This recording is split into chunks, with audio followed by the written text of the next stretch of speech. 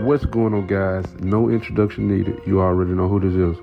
But today, anyway, in this video, I will be showing you guys how I cut a taper fade. I mean, all barbers cut taper fades the same, but all barbers, you know what I'm saying, don't explain it the same. So I'm going to break it down step by step for you guys. And, you know what I'm saying, big shout out to my boy Dion for pulling up for this fresh haircut.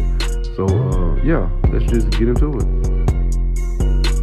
Alright, I know a lot of you guys out there are familiar with the Barberless Pro trimmers, the Andy trimmers, and whatever trimmers you use to line up the client with.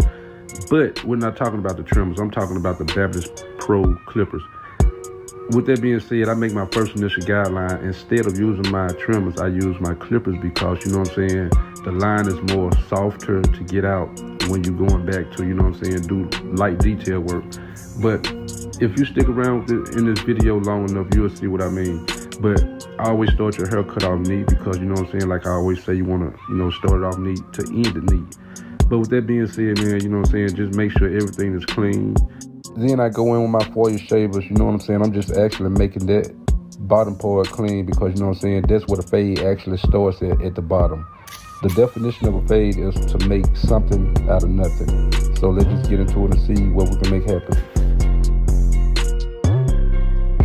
What you see me put in first with the Barberless Pro was my first initial guideline, which is my primary line. The primary line is the base of the haircut. Now I'm putting in my secondary guideline to fade into my primary line because, you know what I'm saying, in between them two areas there, that's where you want to have the fade to be the most important at right there, because if you just really just look at it, everything is, you know what I'm saying, blending softly. That's what I was talking about. I always put my first initial guideline, which is my primary line, in first. Then I come back and put my secondary guideline in to follow up behind my primary guideline. If you don't understand what I'm saying, man, you know what I'm saying, just rewind the video and, you know what I'm saying, you'll see what I'm talking about. Let's get it. One more other thing, guys, I'm actually using the 3 clicks motion, which means, you know what I'm saying, I'm just using the first, second, and third notch. I'm not using no other notch. That's where I'm starting, you know what I'm saying, make the fade coming to tack with the first initial guideline, which is my primary line, and my secondary line. So I'm right there fading it right now.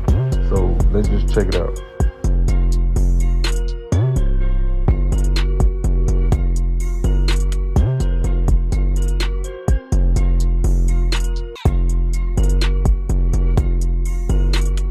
I already cut the hair down to a 1.5 with the 1 guard. Now I just put my bigger 1.5 and went against the grain up to the parietal ridge area because, you know, that's where I want to start. Well, actually, that's why I want my fade to stop at, in the parietal ridge area. And if you notice that he have dense spots in his head, see, what I'm trying to do is just actually blend that in as I, you know what I'm saying, just try to make that, you know, that 1.5 feather, you know, the hair all the way around, because, you know what I'm saying, I don't want to just leave, you know what I'm saying, dense areas in his head. So I just want to give that illusion that his hair is, you know what I'm saying, the same length all over.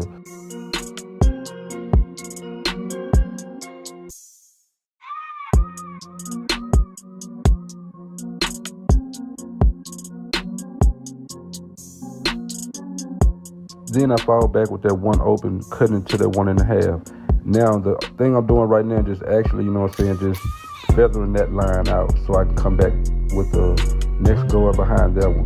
But before you jump to conclusion and jump to the next guards and everything, make sure the guard that you're using, you know what I'm saying, just go ahead and just use that guard, because you try your best not to go back to that guard, because, you know what I'm saying, it'll be too much, you know what I'm saying. In other words, you'll be working against yourself, man.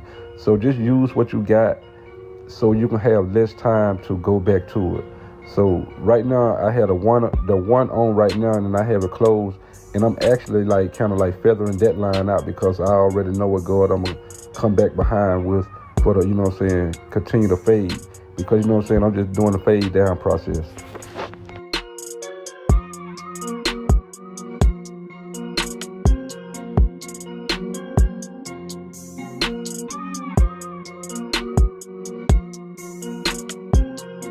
In reality, I'll usually pick up my 0 guard and close it and, you know what I'm saying, just start to flank that line out. But since I'm just actually just using my Barberless Pros and trying to avoid using my Andes Masters, I just picked up the .5 guard and opened it one notch. You know what I'm saying? I just opened it up one notch, and you know what I'm saying, just using the corners only. Just, you know what I'm saying, nitpick at the hair, because you know what I'm saying, I just want to feel the .5 guard more so than the 0 guard, because I'm actually not used to using the .5 guard. I'm used to using the Purple Magnetic 0 guard, because actually they are like really easier to blend with and take lines out with. But you know what I'm saying, each his own.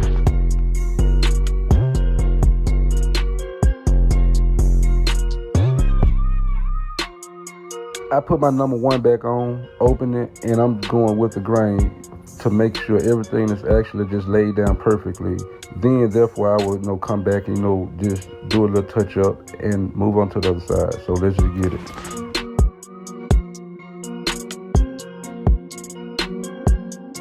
No guard, just straight blade detailing. I'm just actually using the corners, you know what I'm saying, so I can just nitpick where I missed out at with the .5 guard. Because you're going to always have to go a guard down to detail that previous guard. So, you know what I'm saying, just take that into heed, and you know what I'm saying, everything will work out fast.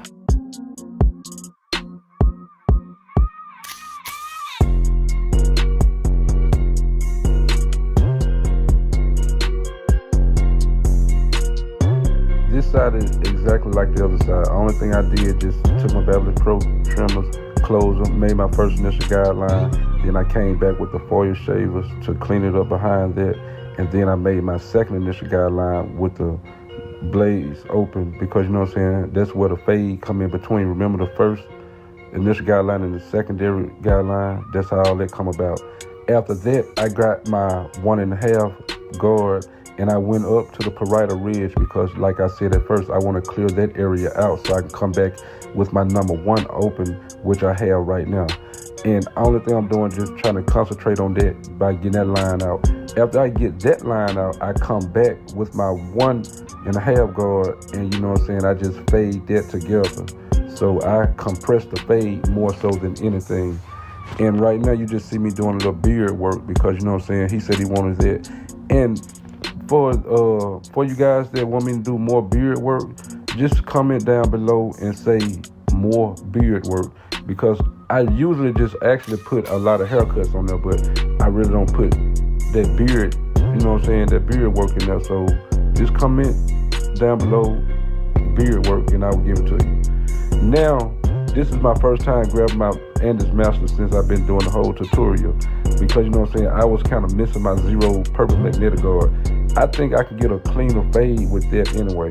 So my next tutorial, I'm just gonna actually just only use masters only. So yeah, sit back, enjoy. And if you're new to the channel, please hit that subscribe button. I mean, if you already already subscribed to the channel, you already know. Thumbs up, and you know what I'm saying, share this. Let's get it.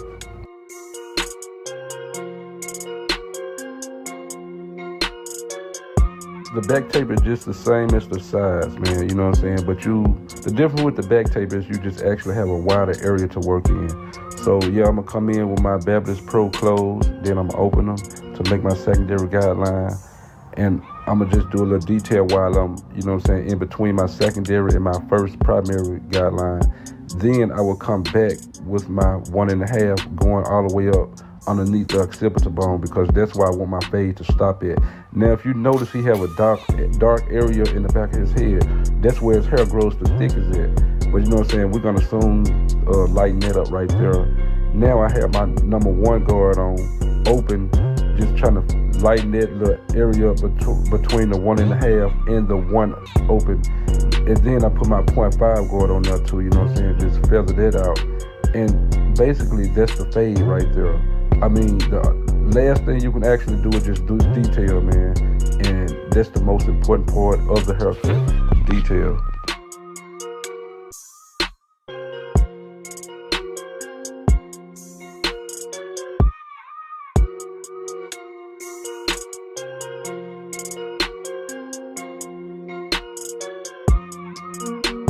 Now I spray Tresemme Volume 5 on the back of his nape of his hairline, because I want his hairline to be more sharper at the back more so than at the front. Then I follow back behind that with the dryer to dry it to make it, you know what I'm saying, crispy.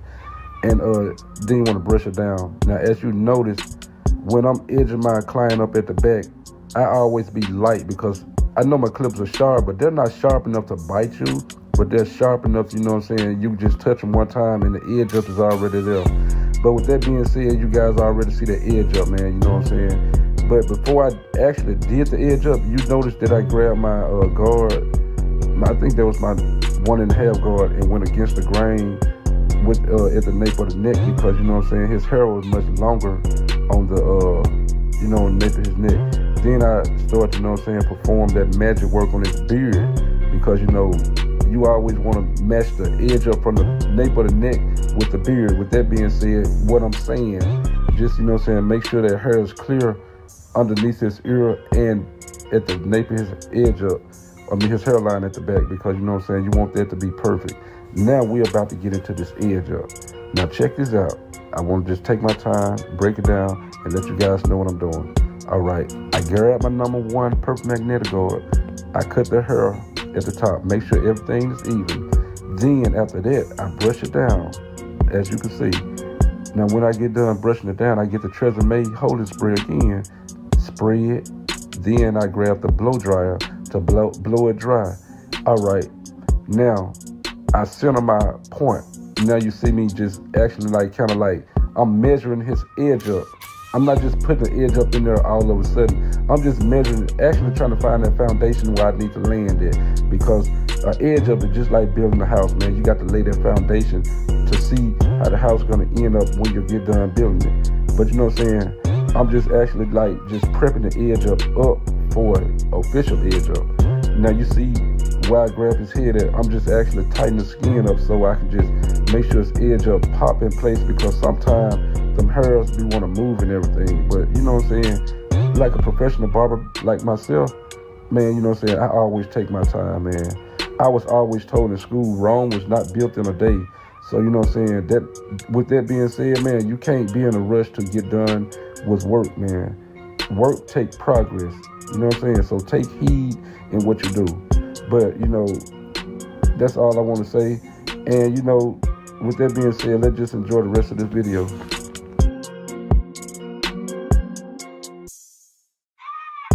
Guys, just a reminder, when applying the enhancements on the edge up, do not, I repeat, do not put it too dark unless the client actually want it. See, my client right here, he was like actually kind of like thin in some areas, so he asked me to put it a little heavier in certain areas.